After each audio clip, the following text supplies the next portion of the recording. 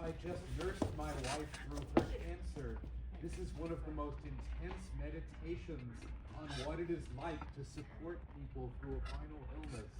It's really important. It captures everything. And there's one line, I forget which of her friends said, we're putting all of this energy into this thing and then she'll be dead. Yeah, unfathomable, yes. It's like putting on an immense production, which you just did. Thank you for saying that. It's very nice. Thank you. Other questions? Anything? Yeah. Much like Twin Peaks went different directions and it adapted to whatever situation in real life, made changes to what the original plan was. Were there any twists to? Wow. Were there any directions that your movie went that you did not expect it to be in? Yes, I mean there are a lot of little things. I mean there were things we discovered that just were shocking. For me, the whole Disneyland thing, which we didn't dwell on too much. There's a 3-part miniseries was our first cut. Our first cut was like 6.5 hours. But the first thing we showed anybody that was illustrated was three parts. And in that, and prior to that, they had a whole section on Disneyland and the fact that Catherine's father, who was the head of PR, was offered the Aunt Jemima Pancake House at one point. So he took it over, right? And there's a photograph of Catherine with about 20 or 30 of her student friends from college. Dad at one end, mom at the other end. Everybody's pretty and handsome and young and white. And Aunt Jemima's sitting down at the bottom, who's none of those things. And there are wonderful pictures of Aunt Jemima holding Coulson family members. So there was a wonderful feeling there, but it also was a very different time in Disneyland's history. And if you know, Aunt Jemima pancake syrup is no longer available.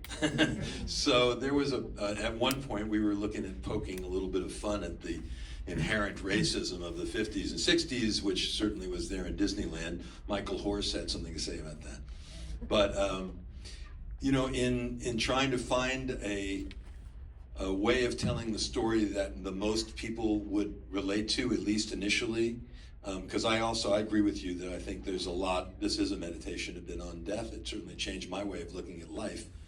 And I think a lot of people should see it. So we eventually came to this format of a single feature as the best way to begin this, putting this out there to the public. And that surprised me because it was, we spent a long time, a lot of money cutting this 3-part miniseries, and then in a day I had a vision of how we should do the feature, and it took a while to do. Questions? Yes? I have a question. Was there any, since you had such a large cut of it, were there any Twin Peaks actors or various other actors that were originally in the original cut that had to get cut out? Good question. And were there any Twin Peaks actors that were in the original cut that had to get cut out? No. We had every Twin Peaks actor who we had access to at the time and who really had something to say. I had talked to a number of different people, and some of them felt like, I was like a cousin in a big theatrical family with Catherine. We weren't close like the people in the movie, which is one of the reasons why I felt like I could tell the story.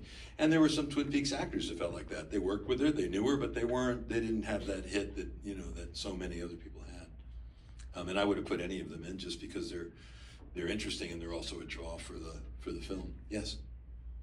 Did you have a question? Yes. Yeah, go ahead. I did.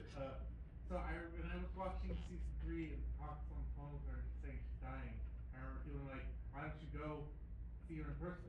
And I felt that way when I read that David Lynch directed the scene over Skype. I'm like, why didn't you fly over there? It's not that far. And I'm curious if you talked to him about that, because he seems, very satisfied with having had their last interaction over Skype. Yeah, it was such a fast turnaround. Literally, Christine McKenna got on the plane that morning on a Tuesday. Tuesday afternoon is when she walked in. And, it was like, the turnaround was like that. And literally they were shooting the next day. And I think,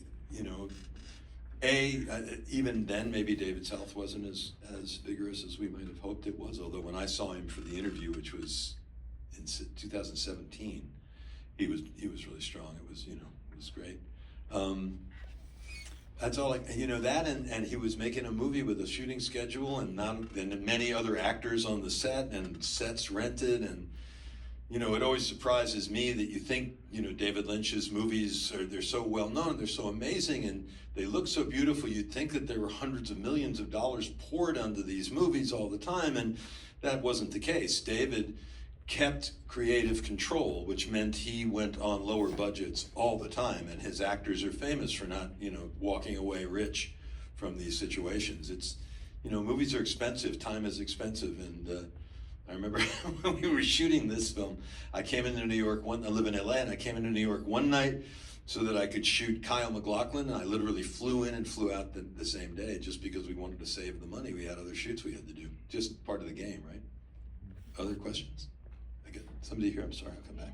Hi. Hi. My question is, like, was it a choice to not bring up much of her relationship with Jack Nance because you think that deserved its own story, or it was more because you didn't think that you had the right people to tell the story of their relationship either? You know, I think, again, there's a longer version, you know, a linear version of this, which, you know, the stories are there. We have some of them, but some of them are beyond our scope even. But I don't think so. I think that was what we needed to give of Jack Nance. There's another film that I produced, I didn't direct it, a wonderful cat named Chris Levins, 23 years old. He was our intern at the time, and he heard me talking to Catherine in my office and said, "That's Jack Nance's wife." He just graduated from Penn State. He was a big Eraserhead freak. And he comes in the next morning for breakfast and he says, you know, that'd make an interesting documentary. And I remembered the memorial we had for Jack Nance, right? Which is, I hadn't seen David in a number of years, and that's that kind of led to my part in Mulholland Drive. Just he and I talking about this thing that I had done as a magician once, a long time before, an evil magician. So we, what's that? I love to hear more about you being a magician. Well, just to finish that part of the story, Jack, we made him, Chris Levins came in the next morning and said to make a great documentary. We had all been at this memorial in Pasadena where somebody had arranged for a big fat lady to sing at the end so they could make that joke.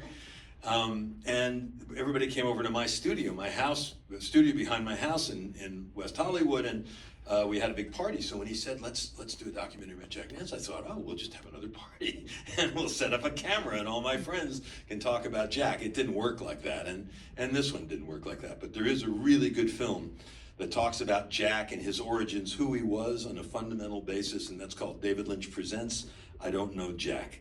And it also comes from Next Step Studios. Our website, iknowcatherine.com, will have that and my first feature, 7 Year Zigzag, which is maybe the most unusual film ever made, and narrated rhyme over original swing. They'll all be streaming there in the next 2 months. Question? Yes?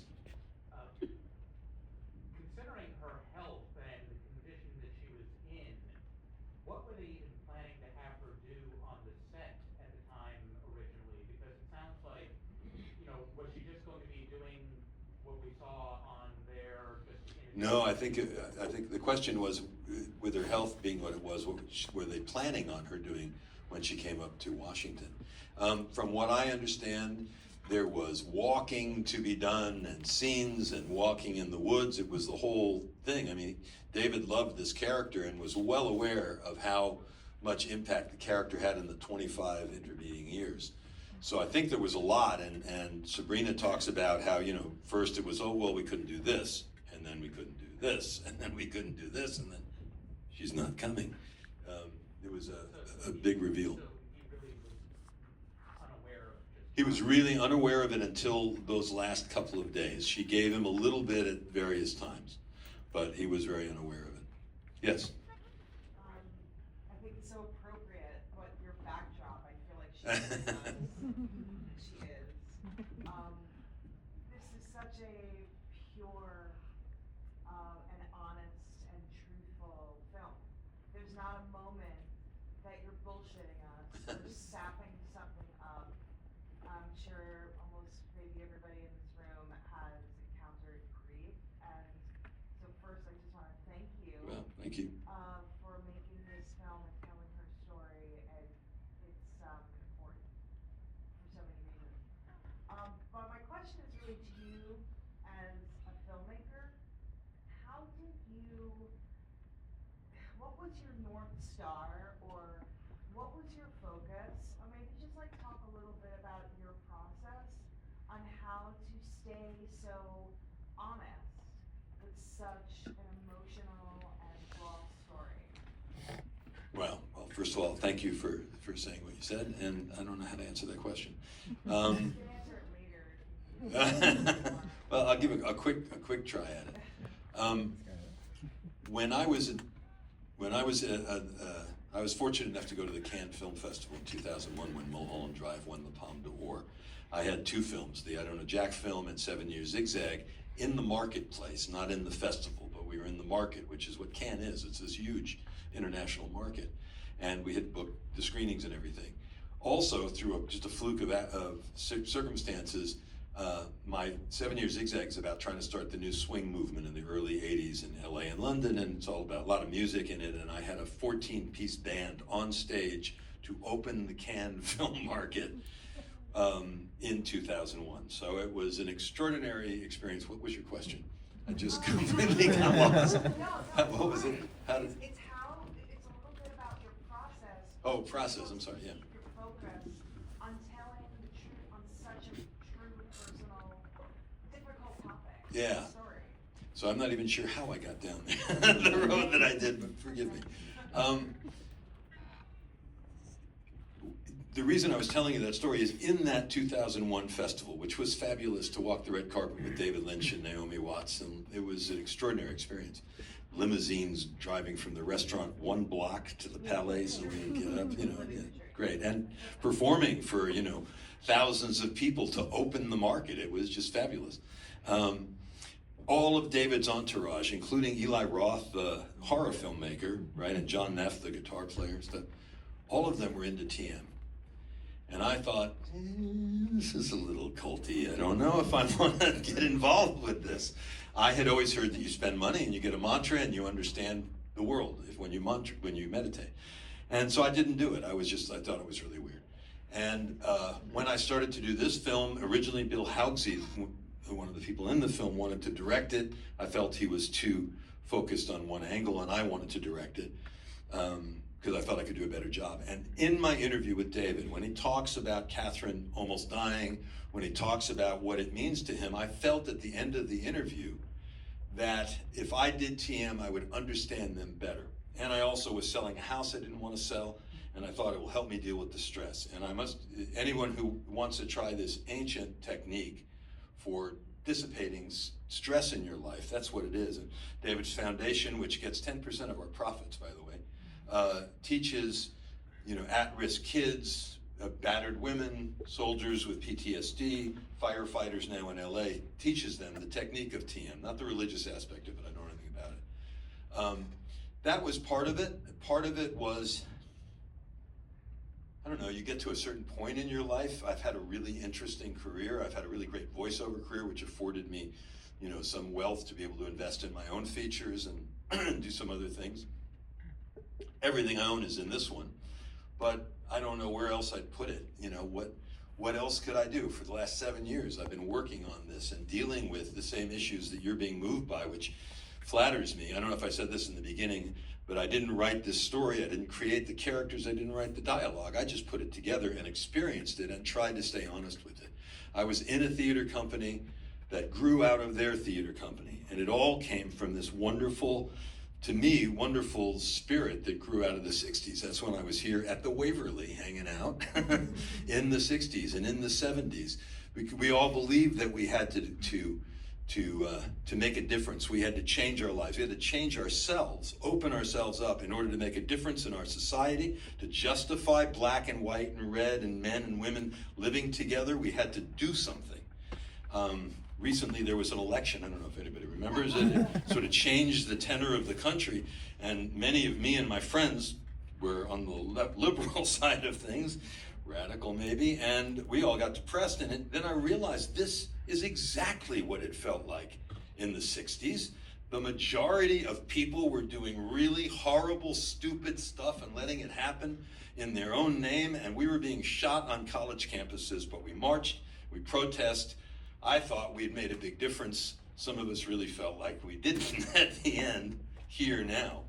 But what kept me focused is I've got one life, I've got a son, I've got people that love me and people that I love, and we all need to be as human as we can, and we need to live it as much as possible. And that was the guiding light. What would Catherine do? Do I have any more questions, or are we done? I think we're done, I'm sorry. But I'll be outside if anybody wants to ask any more. Let me just say thank you again for all of us who've been working on this for a long time. We're really grateful that you're here. Thank you. Thank you.